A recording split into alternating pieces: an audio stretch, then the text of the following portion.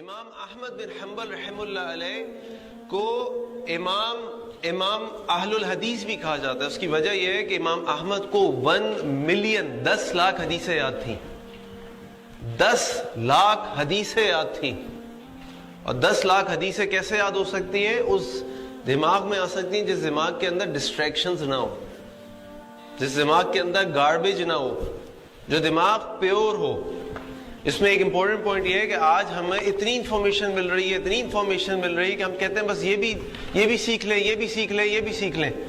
اب ہم national geographic کیوں دیکھتے ہیں؟ آسٹریلیا کی گائے کیسے دم ہلاتی ہیں اور افریقہ کی گائے کیسے دم ہلاتی ہیں, یہ ہمیں سکھا رہے ہوتے ہیں. ہم بیٹھے کے گھنٹے دیکھ رہے ہوتے ہیں کہ ان کی گائے ایسے دم کیوں ہلاتی ہے اور ان کی گائے ایسے دم کیوں ہلاتی ہے.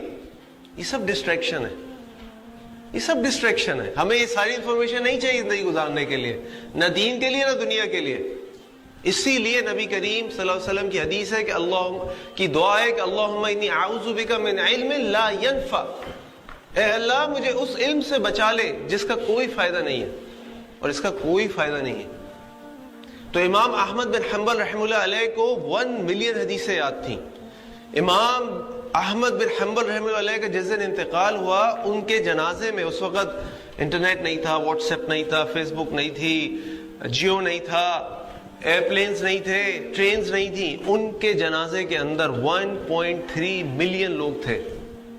امام زہبی رحمہ اللہ علیہ لکھتے ہیں کہ امام احمد بن حنبل کے جنازے میں ایک دن کے اندر 1.3 ملین لوگ, 13 لاکھ لوگوں نے ان کا جنازہ پڑھا. امام احمد بن حنبل جب امام احمد بن حنبل بن چکے تھے تو ایک دن ایک سفر پہ گئے اور کسی جگہ جا کے رکے, نماز پڑھی اور کسی کو نہیں بتایا کہ میں احمد ہوں. رات کو انہوں نے کہا کہ بھئی مسجد والوں سے, مسجد کے گارڈ سے نماز ختم ہو گئی, لوگ چلے گئے. مسجد والوں سے کہا کہ بتاؤ میں یہاں رات کو رک سکتا ہوں؟ تو ان کو کہا کہ نہیں آپ رک نہیں سکتے. بھئی مجھے رکنے دو, میں مسافر ہوں. نہیں آپ نہیں رک سکتے. انہوں نے پھر اصرار کیا, گارڈ نے ان کو اٹھایا, باہر کھڑا کیا, جی آپ یہاں نہیں رک سکتے. مسجد کے سامنے ایک بیکر موجود تھا, اس کی دکان تھی, وہ دیکھ رہا تھا یہ سب.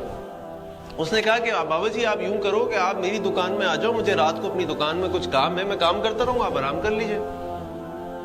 امام احمد بن حنبل رحمہ اللہ علیہ اس دکان میں چلے گئے, اس بیکر کے پاس. رات بھر وہ دیکھتے رہے کہ وہ بیکر مسلسل استغفر اللہ استغفر اللہ استغفر اللہ استغفر اللہ پڑھ رہا. اس سے پوچھا یہ تم عمل کیا کر رہے ہو؟ انہوں نے کہا میں استغفر اللہ استغفار پڑھ رہا ہوں. یہ تم کب سے کر رہے ہو؟ بہت عرصے سے کر رہا ہوں. کیوں کر رہے ہو؟